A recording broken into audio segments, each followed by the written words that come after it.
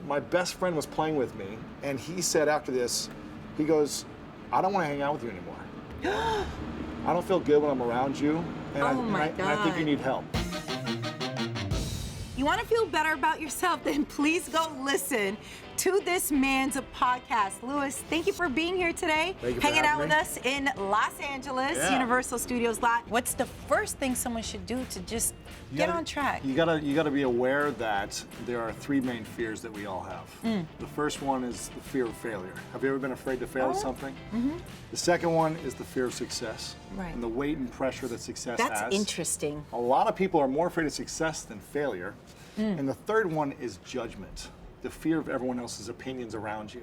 So whatever the fear is you have the most, success, failure, or judgment, you just need to be aware of it first. Right. And realize that the first step to getting more confident is working towards that exact fear. The biggest Right. fear you have, actually do it, and you'll realize, hey, it's not that big a deal. I'm still alive. Someone laughed at me, someone rejected me, but I'm still here. Where does fear come from? At the center of all three of those fears is I am not enough. So therefore I'm afraid to be rejected by other people. And we don't want to feel the fear of being alone. Right. But the challenge is when we learn to accept ourselves, then we are enough.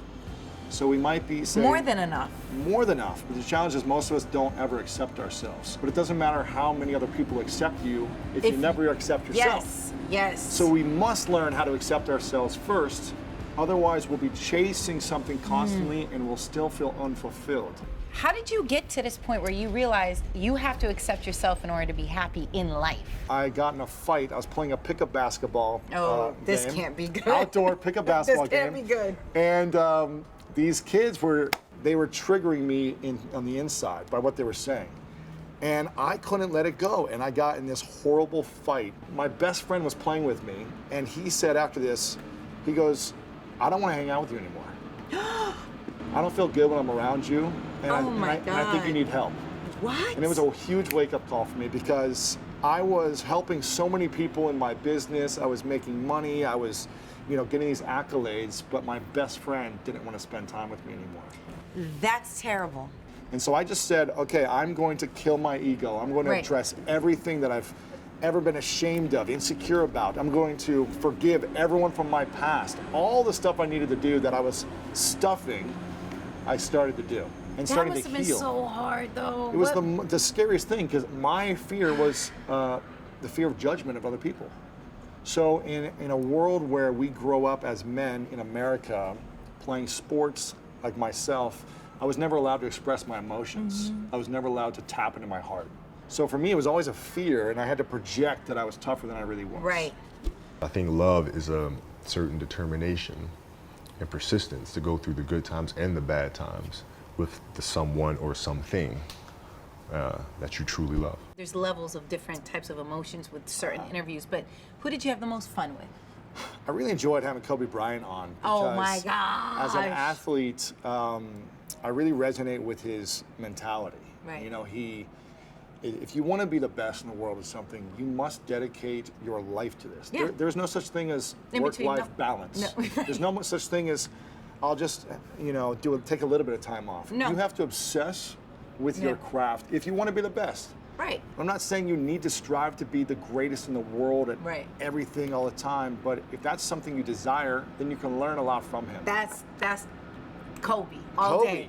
All day. He gets up at 4 a.m., he's studying film all day, he's training, he's recovering, he's obsessing and visualizing it constantly. Right. And he's just got a beautiful mind in that sense. Yes. He wants it. He wants it. It doesn't matter if it's just basketball, business. Give me the ball. Let's I got go, this. Nessa. Come on. Yeah, no, that's I love Kobe. Kobe for me, I've always been Kobe is the greatest for me. Like, oh, man. That's what it is. So I love hearing this right now. Yeah, he's great. I feel like you knew who you were when you were 20, 25. I had everything I wanted, but still I was fighting the light. It's interesting because I got emotional. I had Mike Tyson on today. Wow. And I got a little emotional with him because we talked about healing from toxic masculinity. And I said, if your 20-year-old self was sitting in my position and we are facing each other, knowing what you know now, what would you tell your 20-year-old self? And he really just softened, and I could see him getting very emotional about like the pain and the trauma that he faced And he said, I never felt loved and I never felt lovable. And I would want to love myself more and teach myself how to fall in love with myself. You know, he's a great example. It doesn't matter. He was the greatest boxer of all time, the youngest heavyweight of all time, and he had $100 million that he had made, and none of it was enough to make him feel loved. So these accomplishments, these goals are great on one end, but the greatest goal should be how to accept ourselves for who we are, the decisions we've made, and who we want to become. How was it being recognized by President Obama? And did you know that was coming? Were you just like, wow? I didn't know it was coming. I think every accomplishment is always really exciting for me. Sure. Something like that was a proud moment because I was under 30 and I got to go to the White House and experience this, entrepreneurship award.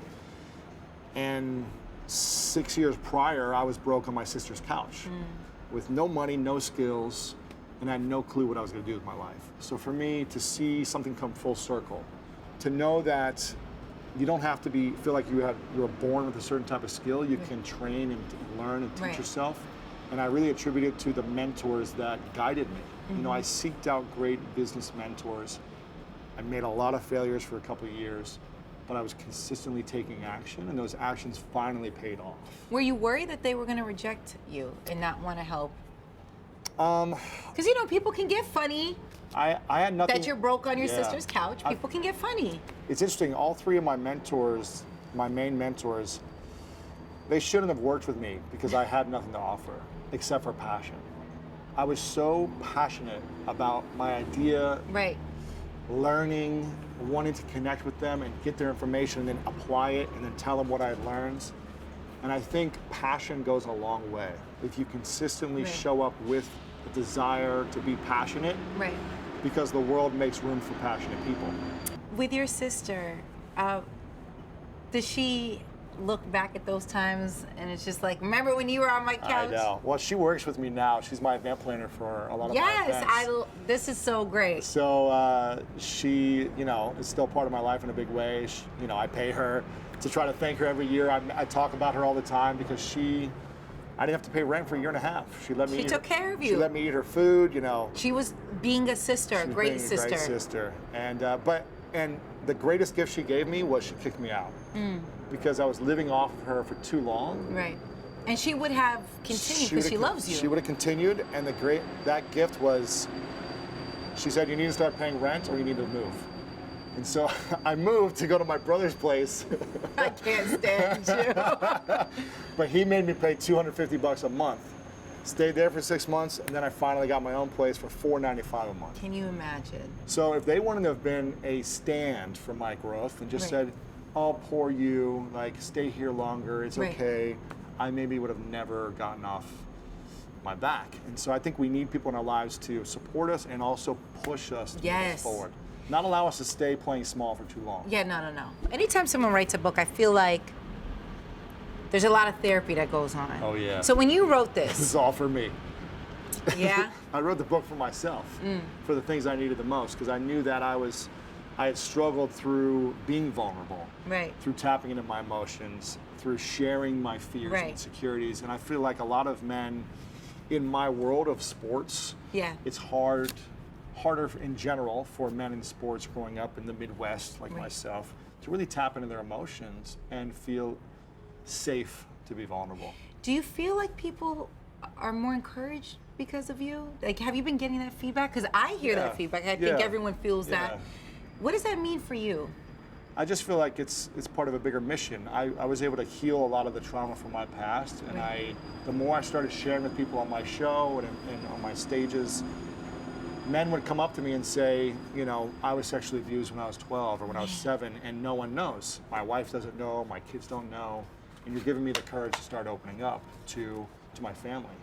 And so if men can start to heal, if all of us can start to heal, there's a lot less hatred and resentment. Oh my gosh, imagine that. And so my mission is to be the example of a guy who grew up in Ohio, small town in Ohio, played sports, to be that archetype of the type of man who says, someone who looks like me or grew up like me.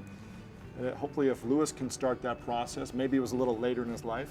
Nah, it was a good time. It was meant to be. Exactly. If I can start the process and start to heal and really take ownership for everything in my life, take responsibility, have a lot more humility in my life, strip my ego. I'm not perfect, but you know, strip it more and more, then hopefully other men can as well.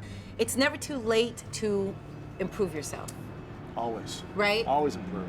Right? There's always room to improve. I feel like we should always be growing. I hope so. Right? Can you imagine if we're just like, I'm done. No. This is it. This is as Never far as I finish. go. Until my last breath, I always want to grow. Yeah.